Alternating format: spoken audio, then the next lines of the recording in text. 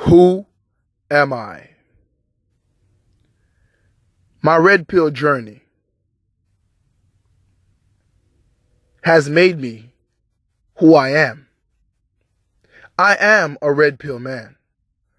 While I don't necessarily label myself Mgtow or Ibmor, though I do consider myself an Ibmor brother, but at the same time, I'm Mgtow.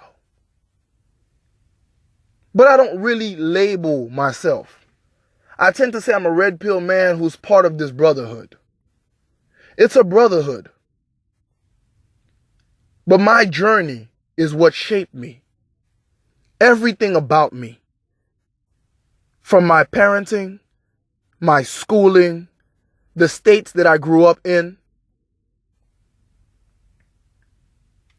the cultures that I've come in contact with, all of those things have made me the red pill man that I am. The experiences that I had and the ones that I still go through. The ones that I collect and put on YouTube and somewhat create a digital version of my brain and put it out there for brothers to pick 24/7 whenever they wish. Who am I? I'm a red pill man.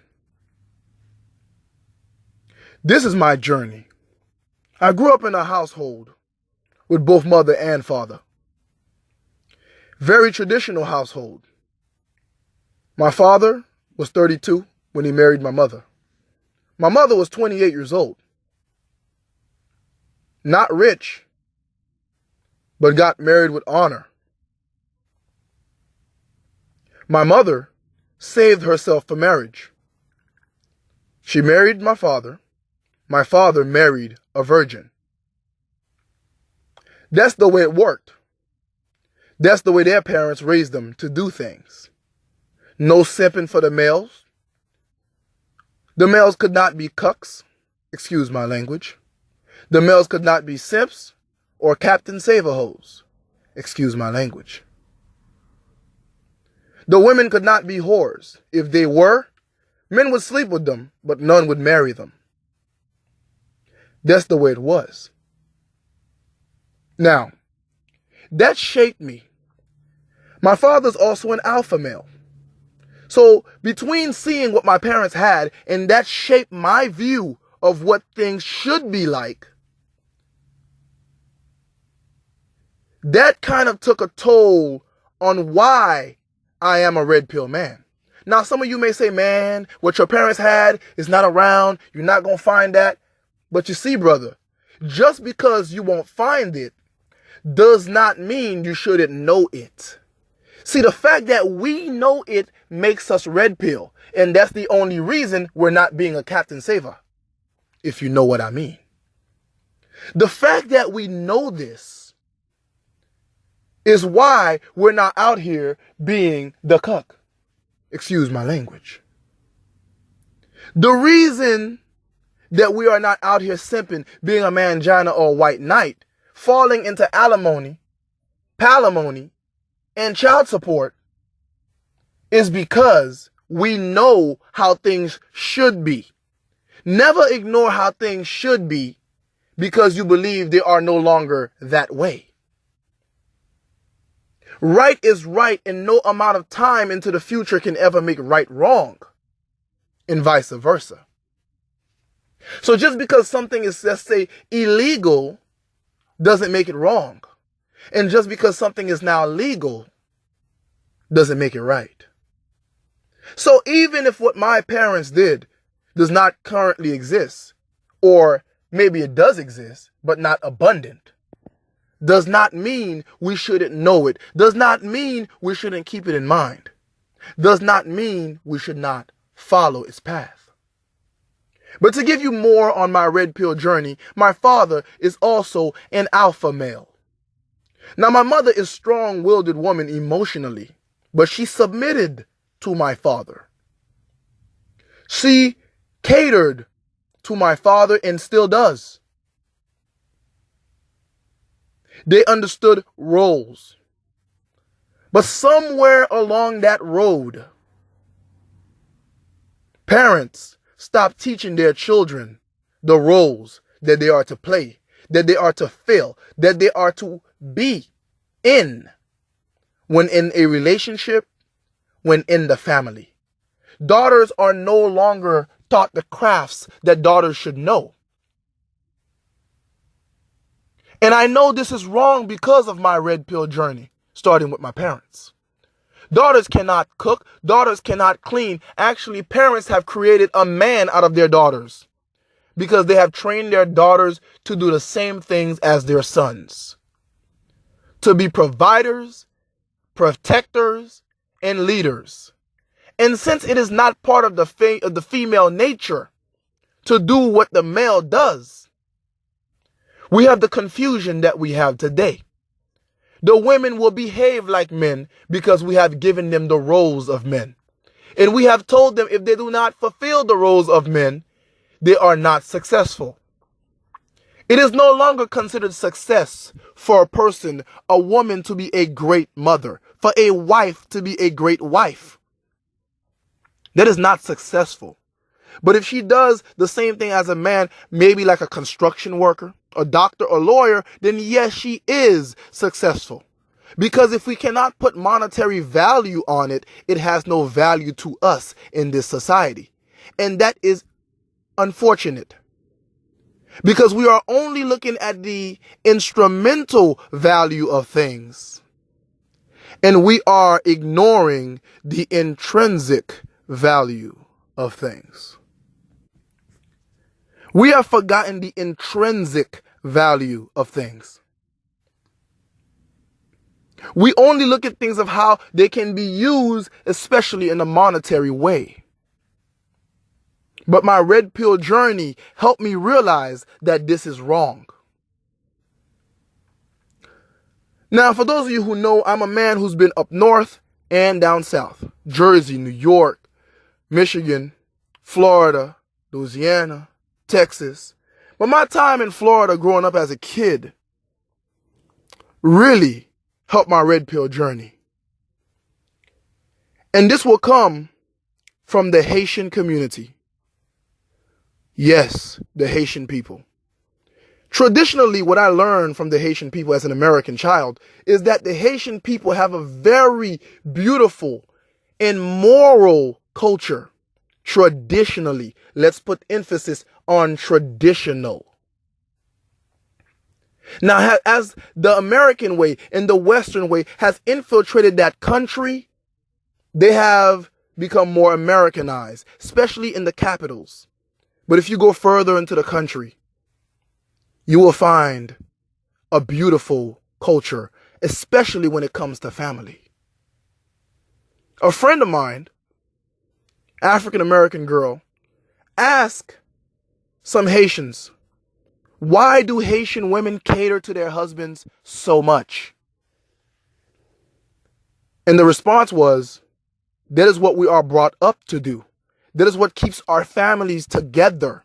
The man does what he's supposed to, and the women cook for him. She washes his clothes. She irons his clothes. And this question was asked, my brothers, in 2014.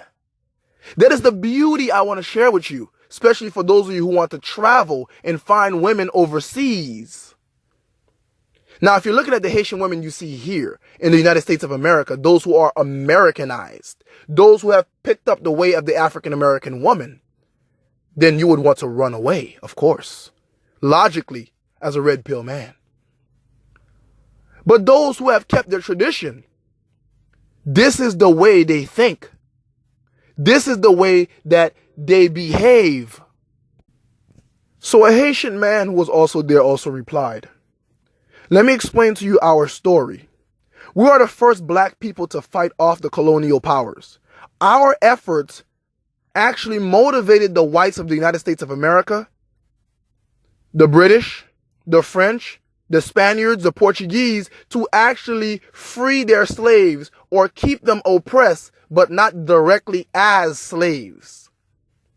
Because they were afraid that a similar revolution would take place and many whites would lose their lives. Many of the slave owners would lose their lives.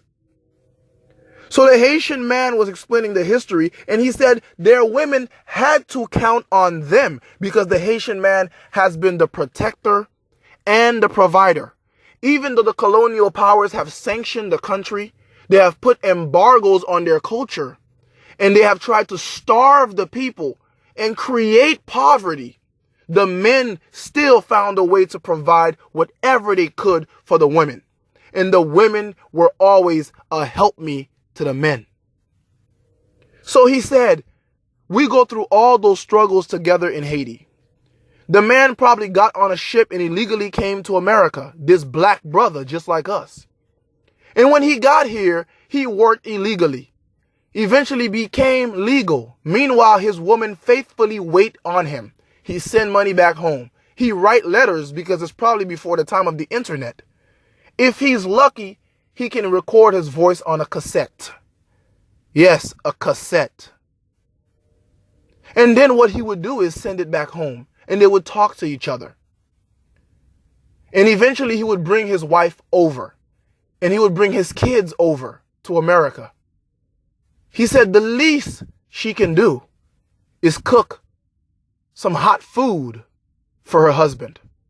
And they didn't have any problems with that. The woman there was not saying, excuse me, you want me to do what? That is the beauty of that culture. And when I learned that, it also helped shape my red pill view. It made me who I am. So who am I? I'm a red pill man. And this is my journey. So I used to hang around a lot of Haitians, and I pretty much learned their language. I would say 95% of their language I'm fluent in. Fluent. So for some people who say, Mr. Lemba, you sound like you have a small little accent, that's why. I learned pretty much 95% of Haitian Creole. I learned about 50% of Spanish, and I have learned about maybe, I would say 75% of French. I can read French, I can read Spanish, and I can read Haitian Creole, and obviously English, which is the language that my ancestors have been speaking for the longest. Now, what I've learned from different cultures also, like I said, in general, even the Spanish cultures, have shaped my red pill view.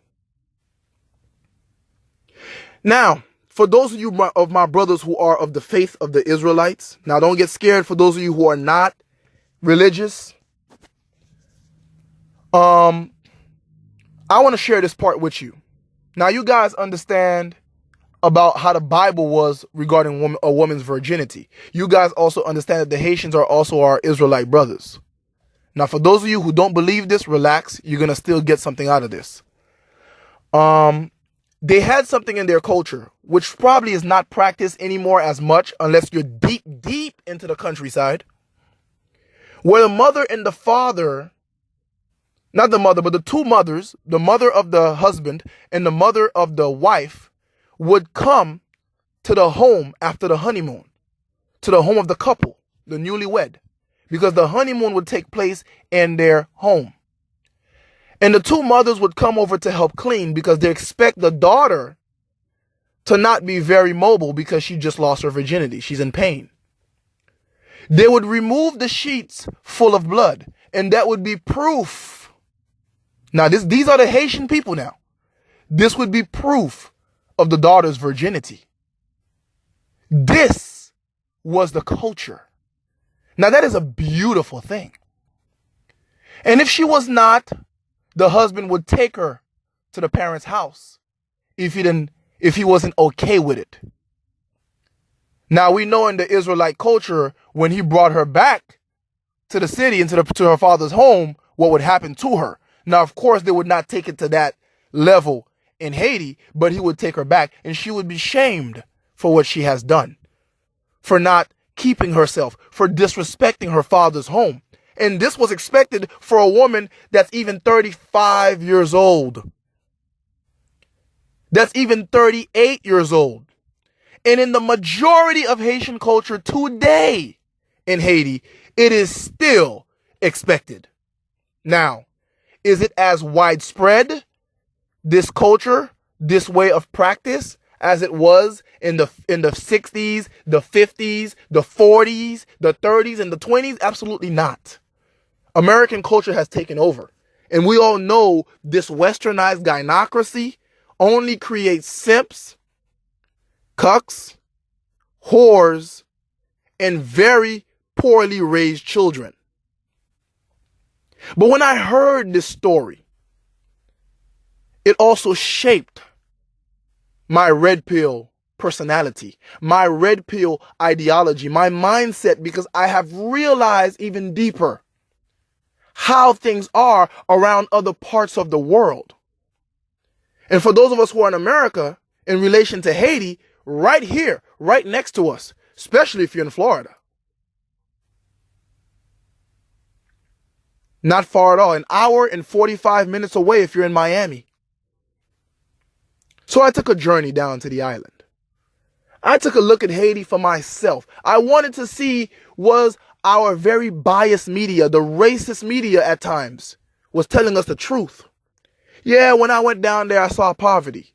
But I also saw a very beautiful country, beautiful landscape, beautiful ocean, amazing food, nice people, great morals. A traditional way that still lives today, especially if you leave Port-au-Prince, like you don't want to hang around Kingston too much. When you're in the capitals, it's like you're in America. But as you go deeper into the countryside, and I went to a place called Jeremy, and I went to a place called Marigot. I may be pronouncing that a little off, went to a place called Cap Haitian. And I realized the beauty of the country. And many of these men would still go back home and pick a woman and bring her back here to the U.S. because their women would at least cook for them and show them some respect. Their women understood that they were women. And when you step out of line from being a man, they would tell you, no, you should take charge. You're the man. Because they expect you to do that. They don't tell you, if you can do it, I can do it too. They were raised for family. And I fell in love with that culture. And that shaped my red pill mindset. My father also used to put me on some game, and he still does every once in a while. But I didn't always agree with him because, as black people, we oftentimes tell our children, when you go to school, soak up everything they give you, listen to the teacher, and learn. So we tend sometimes as black people to learn more from the teachers and believe them more because we see them as intellectuals, as we value intellect and the scholastic mindset, the academia, more than sometimes we value the wisdom passed down from generation to generation that comes from the home. And that is a mistake. We must balance that out for our children. But when I went to school, they would give me the blue pill. They would tell me, if you want nice from a woman, if you want her to behave in a nice way, you must put her on a pedestal. You must always be very easygoing with her. Make sure she's happy. She always wins. So my father would tell me, you have to be firm when dealing with women. You have to be strong when dealing with women. Not abusive, but strong. Everything that we know now to be true in the manosphere. But I wouldn't really believe him until I got older. But good thing he planted that seed. And then that seed grew and sprouted into a tree that produced a bunch of red pills every day. And that is who I am. My father also used to tell me that women are like children. And I didn't really believe him. I didn't really agree because obviously women are adults. I didn't get what he meant until I got older. And I realized the testing. And I realized the games they would play. The ish tests that they would put you through. Even the decent women. Now, I'm not talking and preaching any type of no woke ideology, which means not all women are that way. But personality, culture, and background can make a woman different. Now, nature-wise, in the sense of their nature, they're the same. Just like every man is the same in his nature, in the nature of masculinity. But our personalities, our upbringing, our religious beliefs, our cultural backgrounds may tweak some of the way that we behave and change some of the way that we behave. So my father, thank God for such a strong and a great man, a king, my king also, taught me this red pill knowledge real early, even though I didn't always want to believe it from him because the media, the school teachers, they were all telling me something different. The books I used to read. But we all know if you raise a children on a way, in a certain way, he or she will not depart from it. Raise your kids, for those of you who are parents, raise your kids real early. Don't start trying to raise children when they're 16. It's too late then. That is who I am. That is who made me who I am, thanks to my father. My mother, seeing how she behaved in submission, in love, in catering. He even got her to quit her job at one point because my siblings and I needed her. We needed her to nurture us. She was reluctant, but she submitted. And today, she is thankful as all her kids have careers. They are doing well in life. And she realized that money does not take precedence over her children and how she brought us up in the way of our father because she was a direct reflection of him. So my mother, in the way she behaved, showed me how women should behave, how they should be a helpmeet to the man, how they should support him in his views. That is what made me who I am, and that's what made me this red pill man. That is what got me talking Mgtow, and especially Ibmor. And I say that because with Ibmor, I dive more into the black issues. Shout out to all my Ibmor brothers and love to all my Mgtow brothers. I don't want to make this video too long, so I'm going to try to wrap it up. But I thought it was fair for you guys to know more about who I am, who is really Myster Lemba. What shaped him? Now, I may make other videos of my experience and teach you guys some more, but I hope this gave you light and show you that maybe you can travel back in time and if you want and deal with women who still believe in the traditional ways. They're just not here in the United States of America. For all of you brothers who talk passport, I just give you guys one of the best locations you can check out. And you can link up with your boy, Myster Lemba. I speak about 95% of that country's language. So I'm good. Thank God for meeting that culture and I learned from them. But that's what made me who I am, man. Now, another thing I want to share with you guys regarding myself before I wrap up. I don't say my age because I work in a position where I'm kind of a public figure in connection to the U.S. government. So I don't want to really give too much detail so people don't connect every dot about me. Even though if I could trust some of you brothers, I wouldn't mind meeting up face to face with some of you brothers. That's why I teach trust amongst each other. But, you know, I'm supposed to be a Generation Y when it comes to my age. But since they got rid of Generation Y and they kind of lumped it up with the millennials, I am technically a millennial now. Now, I'm not some super young brother, but I'm not some old brother either. You know, a millennial is considered someone born between 1982 and 1997. Now, I'm not a 90s baby, so you guys could pretty much figure out the range. I guess that's pretty much it on who am I. This is your boy, Myster Lemba. You brothers already know I do this for you because I believe we should share with each other. We should teach each other. We should get to know one another.